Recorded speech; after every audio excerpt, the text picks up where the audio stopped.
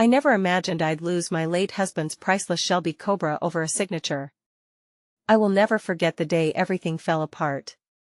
The sun hung low in the afternoon sky, casting a warm glow over the driveway. But all I felt was ice in my veins. I stood there, trembling, staring at the car that once brought us both so much joy. It was a beauty. Shimmering blue, glistening under the sun like a precious gem. The unmistakable roar of its engine was a soundtrack to our love story. It felt like part of him, a tangible memory. Yet, that day, it was threatened. All because of a single piece of paper. I could see it in my mind, the signature of the previous owner, a legend in the racing world, lined in bold ink. I thought it was a harmless formality, but I was wrong. The stakes had never been higher, and my heart raced as I entered the dim-lit office of the dealer. The tension was thick, almost suffocating. I could hear my own heartbeat echoing against the walls, the scent of old leather and dust hanging in the air. There he sat, a slick man in a sharp suit, with glinting eyes that carried no warmth. When he slid that paper before me, chills ran down my spine. "Sign here," he demanded. I hesitated. Something felt off. My insides twisted as I wondered what lay beneath that seemingly innocent request. It was in that moment I realized, this wasn't just about a signature, it was about losing a piece of my husband. The stakes went far beyond car ownership. What did I really know about this man and his intentions? I glanced out the window, half hoping to see my husband standing there, smiling, ready to reassure me. But he wasn't there. Just ghostly memories of laughter and love filled the quiet room. I felt a lump rise in my throat, tears threatening to spill. In that suffocating silence, a sudden crash echoed through the room, a breakdown in a negotiation that once felt simple. A sharp whisper from the dealer snapped my attention back. "If you don't sign, this dream car goes to someone else." His words stung. I could feel the weight of my decision pressing down, each heartbeat louder than the last. I looked back at the Cobra, my mind racing. How could something so beautiful bring me so much pain? Everything I feared was clawing at my insides: loss, deceit, betrayal. Was this all some elaborate scheme? I felt my hands tremble as the pen hovered over the paper. As I took that desperate breath, a shadow crossed my path. My gut twisted. I turned quickly to see a figure standing in the doorway, a stranger with wild eyes, a secret only he could hold. "Hey, before we continue with this amazing story, I need to give you an important heads up. Many subscribers have reported that YouTube unsubscribed them without warning. Take a quick second to check the red button below to make sure you're still subscribed to the channel. I'd hate for you to miss any of the exclusive content coming soon. And while you're there, smash that like button, it really helps me out with the algorithm. Oh, and tell me in the comments, which city are you watching from? I love getting to know every amazing person who's part of this community. Your participation makes all the difference. Let's connect." The stranger stood framed in the doorway, his silhouette obscured by the light behind him. He looked out of place, clutching a worn leather jacket in one hand while the other fidgeted nervously. There was an intensity in his gaze that both intrigued and terrified me. I couldn't shake the feeling that he was somehow connected to this whole mess. "Excuse me?" I stammered, my voice barely above a whisper. The dealer, momentarily distracted, looked over with an annoyed expression, but the stranger pushed through, urgency etched on his face. "Don't sign that paper," he said, stepping closer. "You don't know what you're getting into." His voice was raw, edged with desperation. "Who are you?" I asked, edging back slightly. The room felt suddenly smaller. "The car, it's not just a vehicle. It's involved in something bigger. Please, trust me."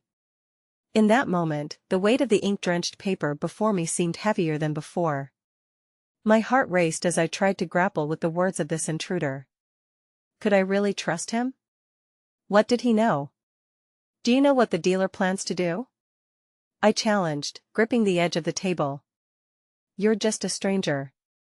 But he shook his head, and the frantic edge in his eyes softened slightly. "I may be a stranger, but I've been watching this play out.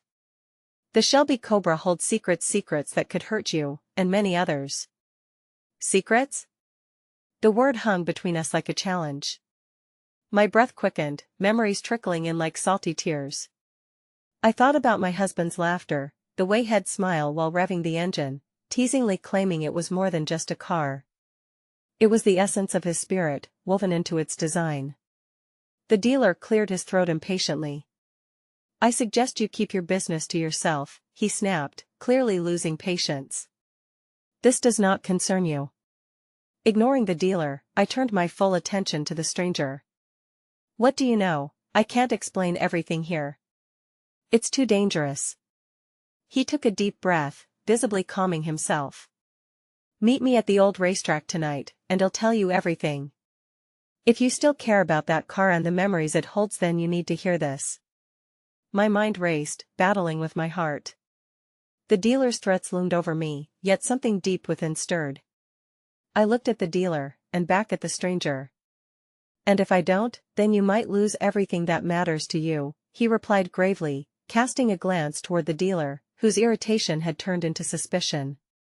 "You don't know what you're talking about," the dealer interjected, but his voice faltered as I allowed the weight of the moment to settle. I had never been one to back away from a challenge, and my love for my husband felt instantly rekindled at the prospect of battling for his legacy. The stranger nodded, understanding my hesitation but also my resolve. "Just think about it. You owe it to him to find out the truth, to hold on to what you have left of him."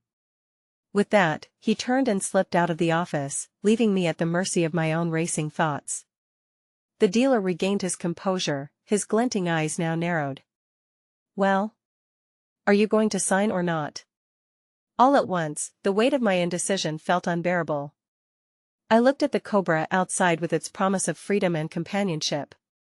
Every part of me was screaming to protect it, to protect the essence of my husband. But the shadow of uncertainty loomed. No, I declared, feeling the sting of tears welling again. "I want sign."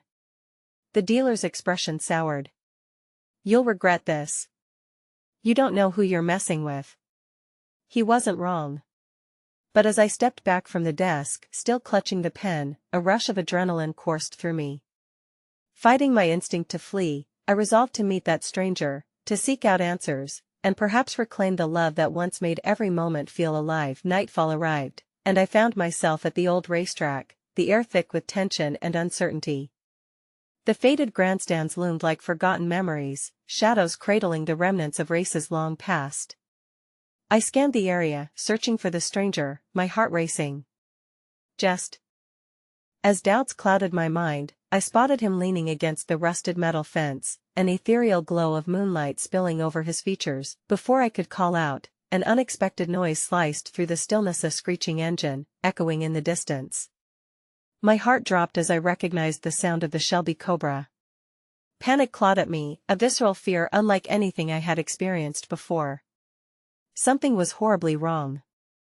As the headlights drew nearer, illuminating the night, I realized the engine wasn't just roaring, it was careening out of control, and it was headed right for us. A new wave of dread washed over me, mingling with the questions that burned in my mind. Who was behind that wheel, and what did this mean for the legacy of my husband's cherished car?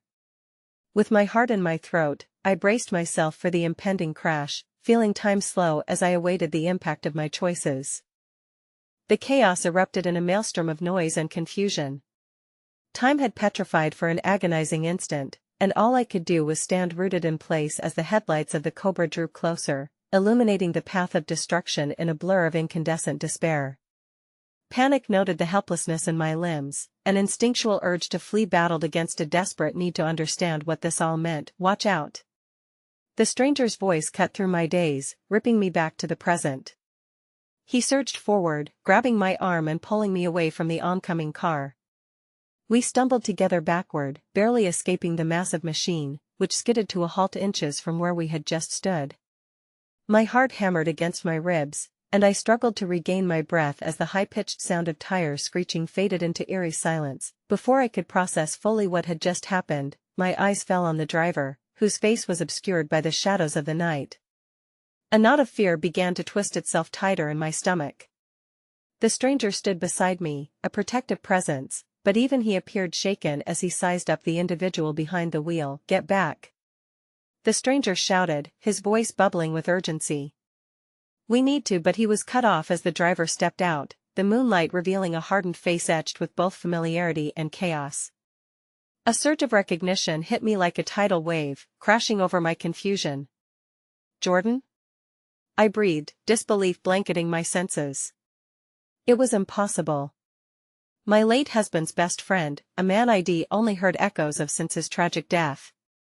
He stood before me, the last remnant of my husband's world, looking as if he had emerged from a nightmare, yet deeply connected to the very essence of my memories. What are you doing? My voice trembled, uncertainty weaving through every syllable. Jordan looked wild, eyes darting as if searching for something that had slipped away. Is this a trick? Is this another one of their games? He demanded, his breathing shallow. You shouldn't be out here. They're after you. My confusion deepened. Who's after me? What are you talking about? In the swirling night, the weight of his words began to crystallize into a tangible fear. I glanced at the stranger, who now stood silently next to me, confusion mirrored on his face. They want the car, Jordan said, his tone urgent yet laden with a deep exhaustion. I've been trying to keep it out of their hands, but it's not safe. Please. He caught his breath, looking between me and the stranger. You have to trust me, Rebecca. It's all connected. The energy shifted between us, the reality of the night unspooling in threads of fate. I thought of my husband, of the passion he had for that car, the memories wrapped within its curves and contoured leather seats. The thought of letting it fall into the wrong hands shriveled something inside me. Connected to what? You just vanished after everything. It's been so long. My tone held a mixture of anger, longing, and confusion. Jordan's own eyes filled with an emotion I hadn't expected to see, remorse. I had to leave. They came for the car before. I thought I could take care of it alone, but they know its power. I've been trying to keep it hidden, keep you hidden, but they've found me. His voice cracked, and I glimpsed the aftermath of suffering that had twisted his features in ways once familiar yet now alien. The stranger shifted closer to us, positioning himself as a barrier against the unknown. What do you know about the dealer?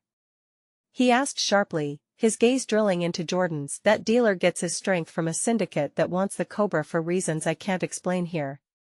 You must get out of town. They're watching, always watching. As Jordan spoke, a cold dread settled in my limbs. I had already felt the dealer's menace lurking, but to hear of a syndicate, an organization that threatened everything in its wake, sent an icy shudder through me. Was the Shelby Cobra truly more than just a car? No, I want leave. I responded, voices rising in the depth of that empty racetrack, shadows of dreams bleeding into nightmares. I need to know the truth. They will destroy everything. You. Jordan's eyes suddenly widened with fear. He stammered a warning before his gaze fell beyond me to the encroaching darkness. They're here. A chill ran the length of my spine. The footsteps were subtle but existed like a suffocating presence, freezing the very marrow of my bones. The distant hum of engines growing louder, vibrating through the very ground beneath me. Go. The stranger urged, fear now an undeniable tension threading through his brows. We have to split up. No. I screamed in horror, instinctively reaching for him. Jordan stepped back and gripped my shoulder, his expression a painful mixture of fear and determination. Rebecca, listen to me. Trust him. I glanced around, panic cementing the weight of the cold night air around us. Each heartbeat pushed me deeper into despair. But just go. It's the only chance. Jordan insisted, ripping himself away from me before I could object. Suddenly, the cars were visible, rolling toward us through the veil of night. The realization turned my legs to stone as I was caught in a riptide of impulse and shock. Everything within me screamed to fight, yet my body felt like lead. Please. I hollered, watching him dart into the shadows. The sound of the engines roared closer, and the moment stretched agonizingly thin. Hope trembled into horror as the reality of my choices became painfully vivid. I had to decide, stay and protect the memories of my husband, or flee, seeking safety from an unknown threat. Just as I turned to the stranger, fear spilling from my chest, a bright spotlight pierced the night, settling like a noose around us. there's no way out now, the stranger said, voice low yet determined. And in that freezing moment, all I could feel was the ebbing reality that maybe I had already lost everything I once adored. The world around me faded into a blur as the blinding light bore down, consuming all rational thought. My breath came in shallow gasps, memories clashing with the looming threat as my mind raced to comprehend the surreal reality unfolding before me. I could hear the revving engines, malevolent whispers slowly coiling around my thoughts, suffocating the air that felt impossibly heavy. What do we do? I asked, urgency sharpening my tone as I turned back to the stranger, desperate for guidance. I didn't even know his name, but in that moment, he was all that stood between me and a descent into chaos. We need to get ready to run, he replied quickly, scanning our surroundings as shadows danced at the periphery of the light. But if we're going to make it out, you need to trust me. Trust? The word hung heavily between us, laden with doubt and uncertainty. My mind swirled with Jordan's warnings about the sinister forces pursuing us, memories of my husband's laughter taunting me as they echoed through the cacophony of my frantic thoughts. Trust me, he urged again, capturing my gaze with a fire burning deep in his eyes. There's nothing else we can do right now. I took a deep breath, allowing a spark of hope to ignite amidst the swirling darkness. Okay, I whispered, though uncertainty still gnawed at the edges of my courage. I thought of the Cobra and what it represented, not just to me but to the world that had come crashing down around us. Before I could voice my concern, the spotlight dimmed slightly, revealing two figures emerging from the vehicles, calculated and poised. Both men wore polished suits, an unsettling juxtaposition against the chaos that surrounded them. Their eyes sparkled with a predatory glint, as if they knew every secret I held, the grief, the memories, the desperate longing for connection. Where's the car? One of them called, voice smooth like velvet yet laced with an undercurrent of malicious intent. We don't have it, the stranger replied firmly, stepping forward to shield me instinctively. You need to leave us alone, cute, the other man sneered, glancing at his companion, but we both know you're just prolonging the inevitable. The air shifted, their confidence a poison that seeped into my veins, chilling me to the bone. I pressed closer to the stranger, my heart racing. What do they want? I barely managed to ask, doubt gnawing at my resolve. The Cobra isn't just a car, he said. It's a key to something much bigger than any of us. A secret nobody can afford to allow to fall into the wrong hands. His eyes held mine fiercely, full of urgency. And you're tied to it more than you realize. Me? My breath hitched in my throat as the weight of those words took a terrifying twist in my mind. How could that be? Before he could respond, the men stepped closer, their movements deliberate and threatening. Enough of this charade, the suited man said, glancing at the spotlight man. Take them. As they moved toward us, I felt a rush of adrenaline, an instinctive shout bursting forth from my throat. No. I won't let you take anything else from me. The words felt raw, defending not only the Cobra but also the memories of the man who had loved life through that car. In one fluid motion, the stranger acted.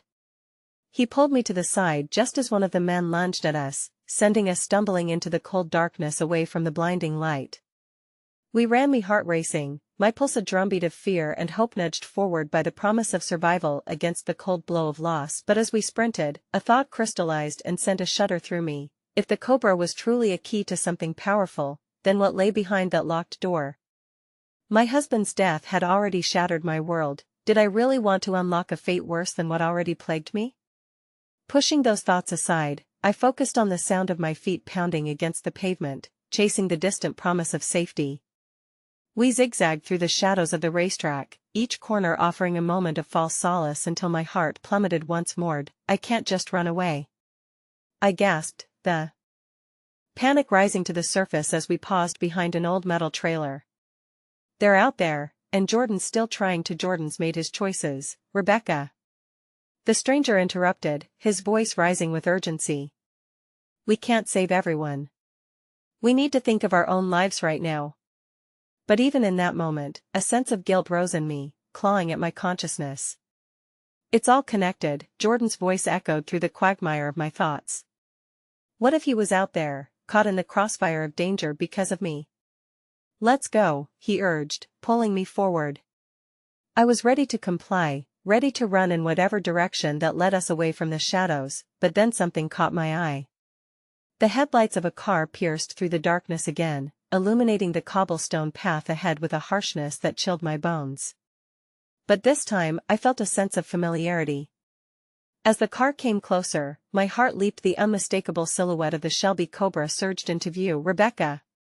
A voice shouted from the driver's seat, and my breath caught. It wasn't Jordan or the strangers, they were on the passenger side. "Reed!" I gasped, recognizing the figure behind the wheel. My breath caught in my throat, a flood of emotions washing over me as disbelief swirled with a flicker of hope. Reed, the man who had seemingly vanished after my husband's passing, the glimmering light in a world dimmed by loss. His features were strained, shadowed by the very same chaos that had become a second skin to me. "Get in!" he called, vitality surging through his words as desperation laced his tone. I froze. Surprise mixed with disbelief held me captive as I exchanged a look with the stranger beside me. "Should we? Do you have another choice?" he shot back, urgency compelling my legs into action. I reached for the door, my heart still torn between the past I wanted to cherish and the uncertain future that loomed. As I climbed into the car, it struck me indecipherable connections, the bonds tethered between lives, and the struggles yet unspoken. The world shifted again, I could feel it, threading a path fraught with danger yet spooled with hope. But even as the engines roared to life, a lingering thought struck me with a cold fist. What if Reed was also ensnared within the dangerous web spun by those who sought to reclaim the Cobra? Was I pulling him into a conflict that would lead to more heartache? With that chilling revelation settling in my gut, the car sped forward, flames of unknown consequence catapulting us into the night, and I couldn't shake the feeling that I had just turned another page in a story that might end in ruin. The engine's roar thundered in my ears, drowning out the chaos that had surrounded us just moments before.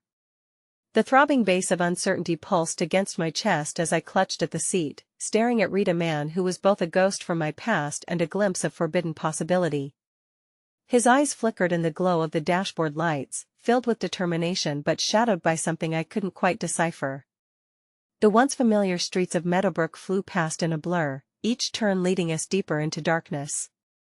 My heart raced not only from the thrill of escape but from the fear of what we had left behind.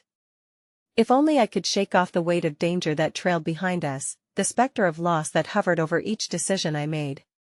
"Reed," I finally managed to breath, my voice steadied by 1,000 unasked questions. "How did you find me?" He glanced at me, shifting his grip on the wheel as he navigated a sharp turn. "I've been trying to piece together everything since Ethan." The name of my husband hung in the air, heavy with unsaid emotions. "I didn't know how to reach out before. I didn't know you needed me." His confession carved through the confusion in my mind. "But why now? Why this?" Visibly tightening, he sighed, the weight of both hope and regret pressing on his shoulders. "I knew it had to be connected to the Cobra. That car was always more than just a piece of metal to Ethan. There were things he was involved in, dealings that went beyond the track." His words dropped into the silent space between us, unfurling a gust of cold dread. "What things?" I asked, dread pooling in my stomach, mixing with the old pain of grief. Reed hesitated. "I don't know all the details, but he was working on something big. The kind of thing that can make or break people." His eyes searched mine, and I found an unexpected warmth in his expression. "I didn't mean to drag you back into this, but once I saw them there tonight, I flinched at the thought of those men in suits, eyes glinting with malice." "You mean the men who were chasing us?" "Yes," he nodded, and in that split second, I glimpsed the fierce protectiveness simmering beneath his surface, a spark ignited by the desperation of our shared reality. "They won't stop until they get what they're after, Rebecca. That Cobra, it's not just a car. It's a key to something dangerous." "Dangerous?" I almost laughed but stifled the sound, not wanting to come off as dismissive. "You mean dangerous like losing my entire life?" "No. More like losing everything we think we know about it." He turned his gaze toward the road, tension coiling around his features. "The Cobra is part of a larger game." I pressed my lips together to fight the tumult of conflicting emotions swirling in my chest. My husband, my Reed, how could two of the most important people in my life be connected by something that led to heartache like this? What game? Before he could respond, the headlights of an approaching vehicle sliced through the darkness behind us. My heart raced. It reminded me of the time when everything felt normal, before the world cracked open and revealed its ugly side. Shit, they're onto us, Reed muttered, his focus shifting to the rearview mirror, and I felt a suffocating wave of panic wash over me. I turned my head to see the car gaining ground. They'll want the Cobra back, Rebecca. We need to lose them. His voice was taut, determination knitting together threads of urgency as he accelerated, guiding the car faster. Where do we go? My pulse thundered in my ears, dread and hope wrestling dangerously in my heart. I felt along the edges of my longing for safety, sensing that our refuge was growing narrower by the second. In the distance, the glimmer of city lights beckoned like a siren's call. There's an old warehouse on the outskirts, it's a safe spot, Reed said. We can buy ourselves time there. As he deftly maneuvered the car down an unlit side street, the headlights behind us narrowed, illuminating our anxious faces. I could almost feel the air crackle with the tension of inevitability. They were coming for us, the haunting figures of my past caught in the shadows of my present. How do you know it's safe? My voice wavered as my thoughts spiraled increasingly toward the worst-case scenario. Our connections, he said cautiously. There are people who owe me. Friends. At the mention of empty alliances and borrowed safety, a pulse of bitterness flickered within me. Friends? How is any of this supposed to make me feel better, Reed? Last time I checked, trusting someone had already led me to this terrible path. I know, he admitted, the sincerity in his eyes a salve against my boiling anger. But if you don't want to lose everything including the memories of Ethan, you need to trust me now. The chase grew frantic. I could feel the cars closing in, hear the reverberating laughter of fate echoing in the distance. But amid the rising tension, a fleeting glimpse of something beautiful ignited a genuine connection, forged through pain and uncertainty. Time seemed to stretch infinitely as we reached the warehouse, old and dilapidated, standing resolute in a world of chaos. Reed parked swiftly, his breath heavy as he glanced nervously at me. Get out, we need to go inside now, he urged, motioning with urgent gestures. As we scrambled from the car, the shadows of our pursuers loomed ever closer. I followed Reed into the warehouse, thoughts racing in tandem with the pounding of my heart. The door slammed shut behind us, closing off the cacophony of chaos outside, yet sealing us in a different kind of uncertainty. It will be okay, he assured, but doubt clawed its way back into my heart. What if this was not just a refuge but a cage? Just give me a moment. As Reed moved deeper into the shadows, searching for some kind of way out, I felt the weight of the world press upon my chest, clinging fiercely to regrets I never knew I harbored. Just when I thought I might faint from the intensity, a sudden loud crash echoed from outside, followed by the familiar voices of the men in suits. Find them! One shouted, their sinister tones slicing through the silence. I looked around the warehouse, realizing then that I had boxed myself into another inescapable fate. The walls felt like they were closing in. The truth gnawed at me. I was tangled in a net woven from the very threads of my grief, trust, and the secrets held within the Cobra. And as the shadows crept closer, I realized just how fragile the line was between hope and despair. My heart launched yet again into that relentless spiral as dread draped over me like a thick fog, whispering the only certainty I could cling to. Everything was about to change, and I was utterly unprepared for what lay ahead. The muffled sounds of frantic footsteps echoed through the dark confines of the warehouse. I pressed my back against a cold metal pillar, trembling as the voices of our pursuers drew closer. My eyes darted around, desperately searching for anything that might help us. Reed, we can't stay here, I whispered, my voice barely breaking the oppressive silence. He nodded but didn't look at me. His eyes were fixed on the door, the shadows from the street flickering like sinister dancers. My heart pounded in my throat, echoing the emergency sirens of fear that filled my mind. With every second that passed, I could feel the tension tighten, threatening to snap. I am looking for a way out, he murmured, still scanning the ceiling and walls for an escape route. Despite the chaos outside, there was an intensity in Reed's focus that felt like a tethering force in our storm. His determination ignited something within me, a wisp of hope intertwined with the now familiar ache of dread. Outside, the footsteps faded momentarily, replaced by an eerie calm that heightened the urgency within me. "If they find us," I began, but Reed cut me off. "They won't. Not if I can help it." The fierce conviction in his voice sent a shiver down my spine. Despite the storm swirling around us, I found comfort knowing I wasn't completely alone, that he was fighting alongside me. A loud bang reverberated through the stillness, and I cursed myself for drawing breath in that moment, risking the attention of whatever darkness was looming outside. "You're sure this place is safe?" I asked again, this time laced with desperation. The walls felt like they were closing around me, echoing my unresolved grief. Reed finally turned to me, his eyes softening as he took my hands in his. "Listen, Rebecca. We will get through this. We just need time to find a way out." The warmth of his touch steadied my racing heart, and for a fleeting moment, I felt that familiar flicker of comfort, the kind Ethan used to give me when shadows stretched over my world. But the underlying truth of our reality was stark. The soothing comfort was a deceit, and I knew it. "You know this is all connected to Ethan," I said, my voice trembling as the memories flooded in, the laughter, the moments of joy, the nightmares of losing it all too quickly. "He hid secrets, and now, it's like his past is haunting mine." "Maybe he was trying to protect you," Reed said, searching my face for understanding. "Whatever he was involved in, it's clear he didn't want you to be part of this." His grip tightened slightly, as if he could physically shield me from the mounting chaos. "But here I am," I said, frustration creeping into my voice. "Deep in the middle of it. And for what? Just a signature on a piece of paper?" "No, Rebecca," he urged, his brow furrowing. "It's more than that. The Cobra holds so much information, old alliances, deals that could ruin lives. Ethan thought it was a way to save you, to shield you from this very moment." Just then, a heavy crash resounded, jolting me from the moment. My heart sank as the sounds of voices returned, now sharper and closer than before.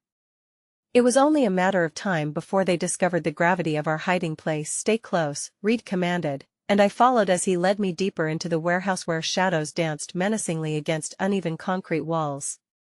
We slipped through a narrow opening at the back, leading us into a space filled with remnants of the past, forgotten equipment, rusted gears, and the haunting scent of abandonment. But the overwhelming sense of isolation in this moment was familiar.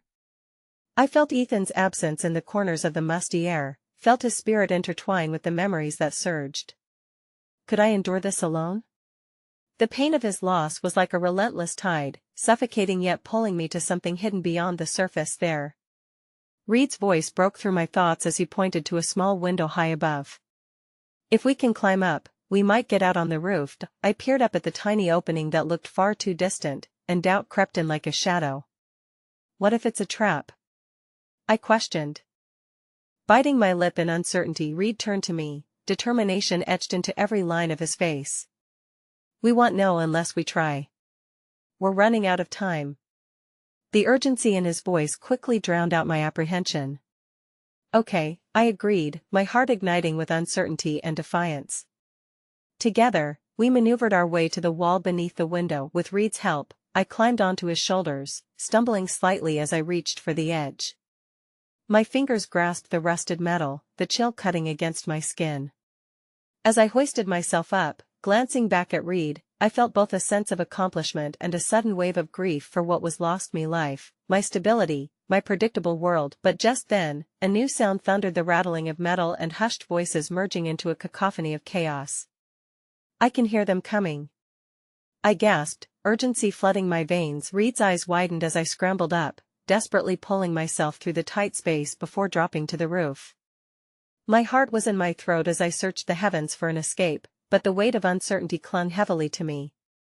This was all spiraling out of control, and I still had no idea what I was truly in the midst of. As Reed pulled himself through the window, his face was lit by the moonlight, his features less distinct and more surreal, as if he were a specter of hope entwined with the demons of my past.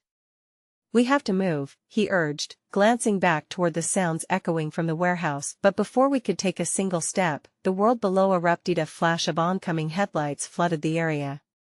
A chilling realization descended upon me: they had found us. A jolt of panic struck as I grasped Reed's arm. What do we do? My heart hung in the balance, caught on a precipice of fear and despair, while beneath me, the chaos promised a darkness beyond comprehension. As I looked into Reed's eyes, I knew this was a moment that would redefine everything for both of us, an unyielding twist in a tale of heartbreak, secrets, and perhaps a glimmer of hope caught in the maelstrom of loss. And just as we were about to make our descent into the unknown, an unexpected explosion erupted from the warehouse below. A cloud of dust and debris erupted into the night, sending my pulse racing. I turned to Reed, eyes wide with disbelief. Our sanctuary had become our battlefield. Fear clutched at me as dread and determination intertwined in a dance beyond control. The future lay shrouded in chaos, and I was one signature away from forever altering the course of my fate, whether I was ready or not.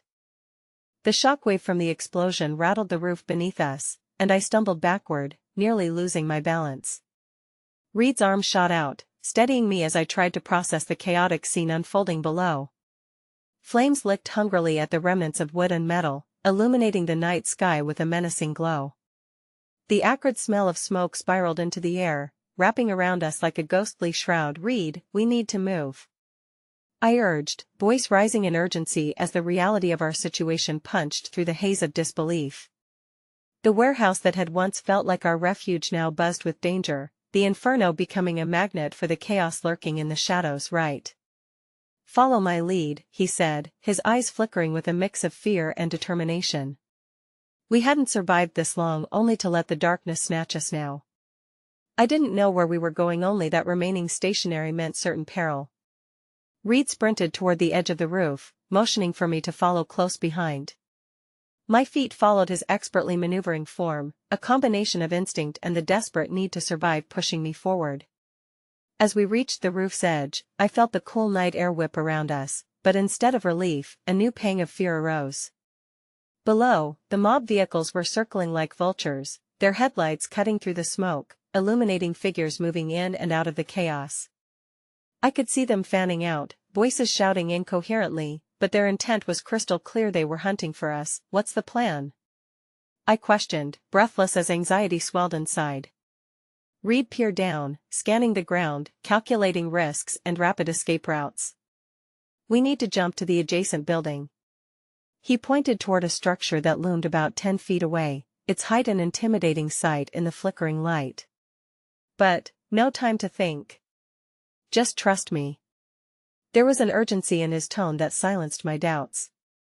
It was either leap or be consumed by the inferno of looming danger. He made the first move, launching off the ledge with a fluid grace that forced my heart into my throat. My instinct took over, fueled by adrenaline. I ran at full speed and leaped, arms outstretched, soaring over the yawning nothingness. For a heartbeat, I felt suspended in the air, and just as I landed on the rooftop with a thud that sent a shockwave through my legs, the ground beneath exploded with more fire and sound. My heart sank as the blast echoed in the distance, and I fought to push down the terror surging through me. Just caught in the crossfire, I couldn't allow myself to wallow in the notion of downfall, only onward. Reed yanked me up as I rolled onto the surface, and we ducked behind a crumbling wall, breaths mingling with panic. We pressed against the cold brick, heartbeats racing, trying to steady ourselves amidst the roaring flames, the shouting voices growing louder. "What now?" I gasped between breaths, my voice barely more than a whisper, afraid to draw attention. "Just wait," Reed replied, his eyes narrowed on the chaos below, the flickering flames casting wild lights across his determined expression. Adrenaline wrapped around us, but in that tense moment, I felt a thread of connection weaving deeper between us, an understanding forged through shared peril. Despite the harrowing circumstances, a flicker of gratitude emerged in my heart. Without Reed, the burden of grief would have been unbearable tonight. Time passed like a slow, creeping shadow, but hope flickered between us despite the danger surrounding us. Then, like a beacon through the darkened haze, our waiting bore fruit. I squinted in the distance as shadows broke from the pulsating chaos, a group sweeping in, cloaked in the promise of protection amidst madness. My heart leaped as two familiar figures emerged into the fray. "Ethan's brother Noah? What's he doing here?" I stammered, disbelief washing over me. What was supposed to be a lovely night out had spiraled into an unforeseen adventure, one that raised more questions than answers. The past had never really let go of me, and now it had reappeared, shattering my fragile illusion of safety. "Rebecca." Reed's voice cut through my thoughts, pulling me back to our present. we can't stay here. He's implicated, and they'll find us, but as the shadows grew clearer, I felt an unsettling churn in my stomach. Wait. If Noah is here, maybe he has a way to help us. My mind raced back to the last time I had seen him, the hesitations, the unease that hung between us like mist. What if he's part of this? What if he's the one who led them to us? Reed countered, anxiety manifesting in the tightness of his grip. But he's family. He might know what to do. The desperation in my voice felt foreign but necessary. My heart, still weighed by loss, clung to a thread of hope that a connection could change our fate. Before we had time to devise a plan, the shadows below shifted yet again, and I gasped as another explosion sent debris raining down around us. My instincts screamed to run, but a new fear gripped my heart. The flames pushed closer, the voices vibrated with a renewed energy toward our hiding spot, echoing the dread that had been mounting. I looked into Reed's eyes, searching for reassurance, but the uncertainty mirrored my own. Rebecca. Come on. Reed yelled, his voice cutting through the panic, but I hesitated. What if Noah planned to turn on us, reveal hidden truths that would unravel my already fractured world? Just as I prepared to leap into the fray, the sound of a gunshot rang out, echoing like a war cry, shattering the delicate balance of fate as shrouded figures closed in around us. And in that moment of reckoning, with danger rearing its head and unwavering doubt clawing at my heart, I knew we were in far deeper than I ever imagined. The world I hoped to reclaim was spinning out of reach, tangled in a web spun long before I even drew breath to sign that paper.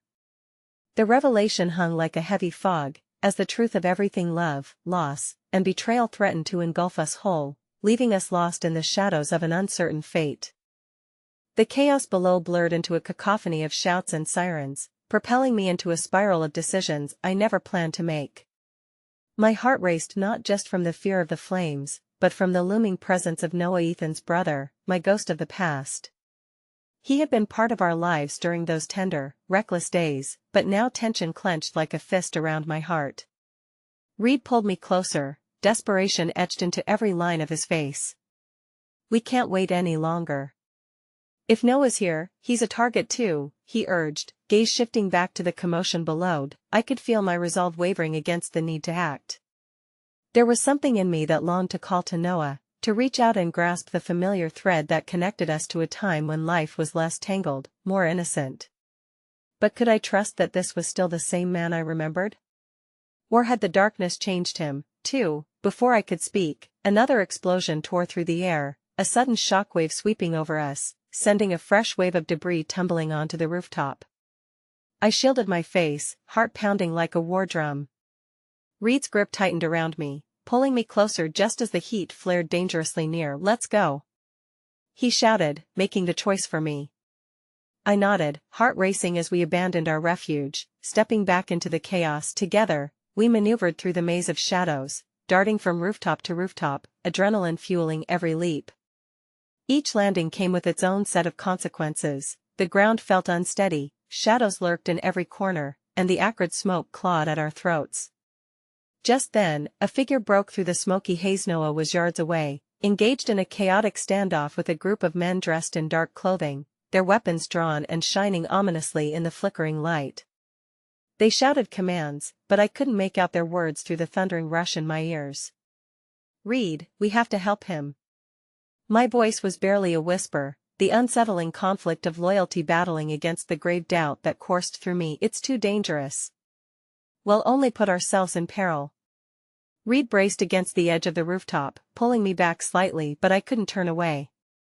My gaze locked on Noah, his back straight as he faced his adversaries. Even in this chaotic storm, there was an air of confidence about him. His jaw was set, and I noticed something glinting in his hand, an object that bore resemblance to Ethan's watch. I hadn't seen it since his passing. It felt like a cruel ghost returning to taunt me with remnants of my past. I pushed against Reed's grip and stumbled toward the edge. Noah! I shouted, my heart screaming for him to turn, for him to see the truth behind what was unfolding. Survival instincts were drowned by the overwhelming urge to connect, to cling to an anchor in my tumultuous sea of turmoil. He needs our help. Reed's expression was one of desperation, but there was a flicker in his eyes that mirrored my own resolve. Okay, he relented, but we need to be quick. As Noah turned at the sound of my voice, aggression shifted, confusion crossing their faces at our unexpected arrival. His gaze locked onto mine, searching for a hint of familiarity through the chaos.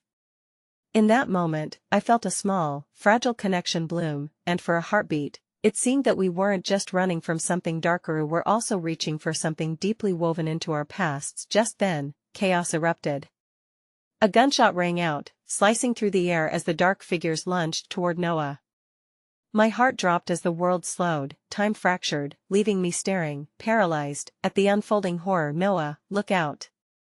I screamed, but reality twisted painfully as my words were swept away by the sounds of scuffling and shouted commands. Reed and I could only stand at the precipice, watching as Noah struggled against the weight of a dozen shadows. In that moment, a girl emerged from behind a nearby crumbling wall, her eyes wide with fear and determination. She was no older than me and seemed strangely familiar. Without hesitation, she lunged forward, arms outstretched toward Noah. This way! She cried, a beacon in the storm of confusion, but just as Noah turned to sprint toward her, he glanced back at me, fear and disbelief intertwining in his gaze. Rebecca! Run! He shouted, and I felt the weight of his protection fraught with desperation. I wanted to call back, to tell him that we would find a way, but before I could, the shadows surged and closed in on my past, swallowing Noah with them. The girl disappeared along with him, and the chaos knotted itself tight around my heart. No! I yelled, bursting forth on instinct, but Reed held me back, desperation lacing his grip. Rebecca, we need to go. We can't help him now. He shouted, slower than before, urgency flowing from the depths of his eyes, the kind of urgency that felt like it swallowed any hope we had left. Just then, a flash of movement caught my eye, a flicker of something metal gleaming against the backdrop of chaos. It felt like a sign from the universe, a revelation pulling at the threads of fate woven together by our past, and the truth behind it. Reed, there's something, I breathed as my heart quickened once more. I think Noah has the keys to the Shelby Cobra. The moment held within it the promise of closure and new beginnings, but uncertainty reigned over what we would find as peril edged closer with darkened footsteps. The lingering threads of loyalty and lost love battled for dominance in my mind as we faced the unknown unfolding before us. Will you trust me? I asked Reed, feeling the burden of risk heavy on my shoulders, his breath huffed against my ear, energy crackling between us. Always, with a final glance cast over the dangerous expanse, I leaped forward, uncharted paths stretching wide beneath our feet as I plunged deeper into the heartbreak, knowing that whatever we discovered, whether it was salvation or ruin, nothing would ever be the same again. The rooftop was a quaking labyrinth where shadows danced with the smoke, and the chaos below muttered promises of danger and despair.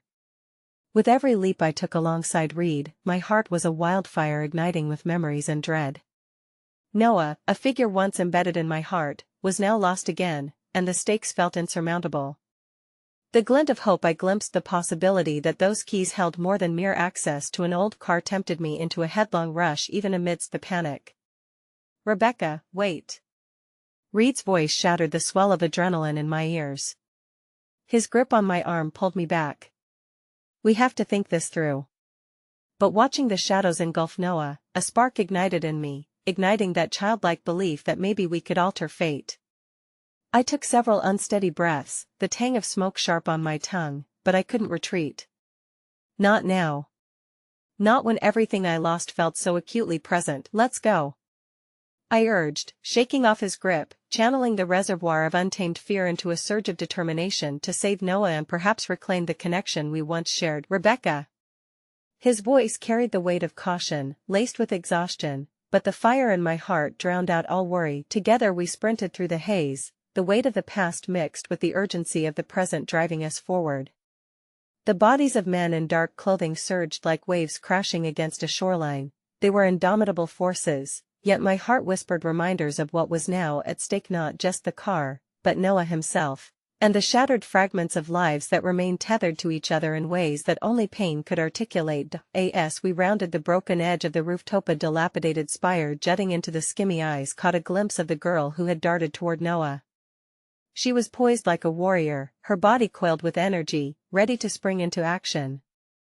A flicker of recognition pulled me closer. I'd seen her before, tangled up in old photographs where laughter reigned over noise and chaos. "Who are you?" I shouted, but the sound of our world crumbling took my words. "Perhaps it was better that way." "Focus!" she yelled, pointing toward the alleyway below where Noah had vanished. "They're taking him there." "Come on." In the fray of heartbeats, I felt my energy wane as hopelessness threatened to infiltrate my resolve. But my belief built momentum. "I won't leave without him," I replied, as my breath came to a stutter. Reed hesitated, his eyes torn between fear and determination, but he stepped forward. "All right. Let's move." The girl had taken charge, leading us down a narrow path lined with debris, her spirit unyielding and fierce. Each step we took felt like echoing the gravity of loss, the fear of what could remain unclaimed for Noah, for my past, for the lingering whispers of affection. "This way," she urged, vaulting over shattered remnants of what used to stand proud, her small frame fueled by the urgency of truths yet to be unearthed. Suddenly, the sound of laughter drifted eerily towards us, disembodied and far too joyful for the dark edge of chaos surrounding us. My heart skipped a beat, drawn to that cruel contrast. Laughter should have been distant, a mirage in this landscape of nightmares, but instead, it tugged at my unraveling spirit, pulling me further along our path. "What's that?" Reed questioned, suspicion creeping into his tone. I shook my head, my heart racing with the rhythm of foreboding. "Just keep moving," I whispered, unable to shake the disquieting chill that swept over me, tendrils of fear woven tightly with nostalgia. As we edged closer to where the laughter reverberated, a fork in the alley split us apart.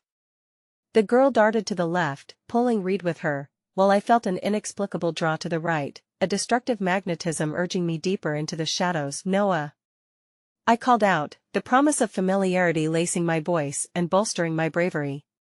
The laughter grew louder, drowning me in an unsettling realization. It wasn't purely glee, rather, it held an unsettling note, a mockery of our impending struggle. I hesitated, caught between the instinct to follow and the caution whispering that I was heading deeper into danger. But Noah's face lingered in my mind, the warmth of his laughter echoing softly in juxtaposition to the sinister sounds dancing around me. I couldn't let fear deter my heart. "Be careful." Reed's voice reached me, but it was thin against the smothering tension. I pressed onward, glancing back only once. Reed's expression danced with conflict, faith battling doubt in his darkened eyes. Drawing from the shared past, I felt this unified thread. Then, just as darkness approached me, that tug I felt earlier unfurled into a chill so profound it hollowed out my thoughts. I turned the corner, and there they were, masked figures standing before me, their demeanor chilling any thread of hope still woven in the air. "Noah!" I screamed again, the last remnants of strength shattering against the reality I faced. Then, through the haze of uncertainty and despair, I saw him in chains, shackled under a lit bulb that swung precariously overhead. The laughter twisted into a grotesque symphony as figures amalgamated shadows and fears, and I took a step back. Before I could process the situation, one of the masked men stepped forward, revealing a chilling familiarity. The laughter ceased, replaced by a heavy silence as my pulse quickened. There, among them, was a face I knew too well, one I thought lost in that singular tragic moment. A face that undoubtedly held answers I never anticipated. "Welcome back, Rebecca," the man said, a cruel smile twisting his lips. My heart plummeted into an abyss of confusion and dread as I struggled to comprehend the horrifying reality unfolding before me. The realization crashed over me like a tide of cold water. "Jordan?" I breathed, disbelief merging with sheer terror. He stood there, stripped of the soft edges of friendship, now transformed into something darker. I felt a sick twist in my stomach, the surface of my memories rippling with the weight of betrayal. This was not the man I'd once known, this was a specter of my past who had chosen to align with shadows instead of light. "What are you doing? This isn't you." My voice trembled, a plea echoing in the deafening silence that had taken hold of the moment. "Noah's been getting a bit too close to what doesn't belong to him," Jordan said, his words slithering through the air with a menacing smoothness. "And you, Rebecca, are in the way of our little business arrangement." The malice in his eyes sent a jolt of ice through my veins, and I found myself struggling to breathe, memories of laughter and innocence stirring like ghosts among the memories of grief. Let him go, I shouted, desperation spilling from my words as I felt a raw energy surge through me, same energy that had propelled me forward, against every obtuse moment that had led me to this very outcrop of heartache. I looked around, seeking Reed, hoping against hope that he could offer a thread of comfort amidst the chaos, but everything felt impossibly far. My mind dove into a whirlpool of thoughts, Ethan's laughter, the joy of memories fading into a bitter tincture of longing. I couldn't stand helplessly, I had to act. I glanced at Noah, held captive yet resolute. This was my moment, my chance to reclaim something my grief had taken. In a tumult of emotions, the door creaked open, and suddenly Reed was there, a fierce presence darting toward me. "I'll handle this," he said, confidence pouring from him as he stepped forward to confront Jordan. "No," I blurted, but the words got lodged in my throat, held back by terror. This wasn't just our lives at stake, it was everything. Reed's presence ignited another spark, the dangerous dance of two worlds colliding in a fiery embrace. "You don't have to do this," he challenged, firm yet unwavering. "Let him go, and we can walk away. This isn't who you are." Jordan's laugh rang sharp against the dense atmosphere, a mix of amusement and disdain. "Who I am? That's quite the question, isn't it? Once, maybe, I was a friend. But friends don't get in each other's way when there's power to be seized. Friends don't linger in the past, Rebecca. Power?" I spat, anger flaring hot, burning through the numbness threatening to paralyze me. "What power lies in treachery?" My words echoed the deep-seated pain of loss, a storm unleashed against the cold, calculated entity Jordan had become a twisted version of the brotherhood we'd once embraced. "Enough!" he roared, twisting the knife of loss deeper as he cast a glance back at Noah, who remained shackled but resolute, eyes soaking in the cacophony of emotions swirling around us. "You're not smart enough to see the bigger picture. You blindly dwell on emotional ties when control is everything." In that moment, time fractured. I felt the weight of grief rise, raging within me, igniting memories I had buried beneath sorrow. "Stop. Just stop," I shouted, heart catching up in my throat, emotions spilling over. "You'll never win. What you think is power is draped in shadows, and shadows can't hold a candle against the light of love." Each word surged from my lips, desperation melded with peril, a promise to reclaim what little hope shimmered on the edge of fate. The surprise flickered in Jordan's eyes, but pain twisted his expression back into its mask of fury. "This is going to end one way or another." At that moment, the chaotic haze crystallized into clarity. Something flickered in my mind, Ethan's laughter zipping through my thoughts, memories of tiny moments nestled in the corners of my heart, each one a tether to humanity that had escaped us all. "You're wrong, Jordan. Love doesn't just die, it evolves. It fights against darkness. It finds a way."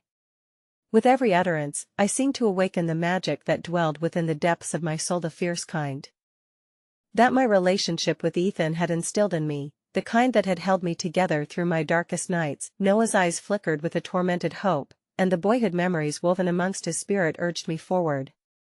"Whatever you think you've gained, it won't fill the void inside you, Jordan. It won't bring him back, and it won't free you." With that, something took hold. A rush of fierce energy surged within me, shifting the dynamics of power in the room. Jordan, taken aback, faltered for just a brief moment, allowing that chink of light to penetrate his darkness, and I seized that opportunity. "Release him," I commanded, each syllable weaving strength through the air. Reed nodded, sensing the surge of emotion that enveloped my words. He leaned in, eyes steady on Jordan. "You've made a choice, and every choice has a consequence." Jordan reeled back, uncertainty dawning in the depths of his stormy eyes. Could he see it? Could he see the futility in his decisions as they led to inevitable ruin? "Please," he whispered then, vulnerability creeping through the cracks of bitterness. In that briefest of seconds, an unexpected understanding illuminated the depths of our intertwined lives. I felt the burden of our past settle, stitching together the seams of chaos into something powerful. The memory of Ethan surged up, leading me forth. That visceral bond woven with love, with loss became our strength that night against the consuming darkness. With every ounce of courage unfurling through me, I stepped forward. You can't control love, Jordan. You can choose forgiveness, choose life, choose to let us walk away.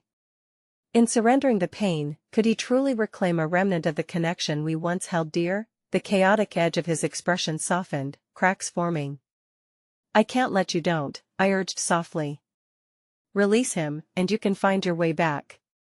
It has to be yours. The past can guide us, not chain us. Jordan hesitated, caught between a past that had once been familiar and an inevitable future riddled with shadows.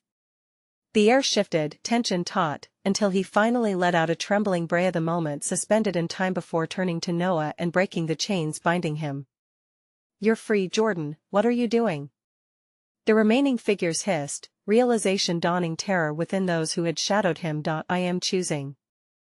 This doesn't have to end in darkness, but it will if you all keep going. With that, the world erupted into chaos again, but now I felt different. I knew we were bound by more than just fate. We were navigating an emotional landscape burgeoning with triumph and heartache, a testimony to the love that can triumph over darkened bonds as grief catalyzed a new dawn. Noah sprang forward, breaking free as Reed joined him, and we surged into a fray of unrelenting spirit, moving onward, our deeper bonds illuminating paths left unseen. Abandoning past notions of despair and treachery, we ran toward the shimmering possibilities waiting beyond the shadows. As we hugged the corners, I felt my past tied strongly behind, stitching itself into the anomaly of today, and that familiar connection, both terrifying and enlightening, gripped at my heart's core. Together we faced Jordan, who was left in the wake of his own decisions, standing on the precipice of surrender, one step away from freeing himself or losing everything in an impenetrable darkness. I knew we may be lost in the twist of fate, but love swelled relentlessly to guide us forth. With one final glance back, I took a deep breath as we fled into the unknown, tangibles knit together through memories and love that would carry us toward a new horizon, embracing the unfolding journey that had just begun. And as laughter tangled with hope once more, I pulled on the lessons of sorrow and release, love, undeniable and fierce, echoing the promise that part of me would always belong to the essence of what once was, now transformed and reborn anew. Let's go, I whispered, fueled by the courage of memories, firm in the belief that from every ending, a brand new journey was waiting to begin. And in that moment, I embraced the power of choice, understanding that memories may endure, but it was always love that ultimately beckons us home.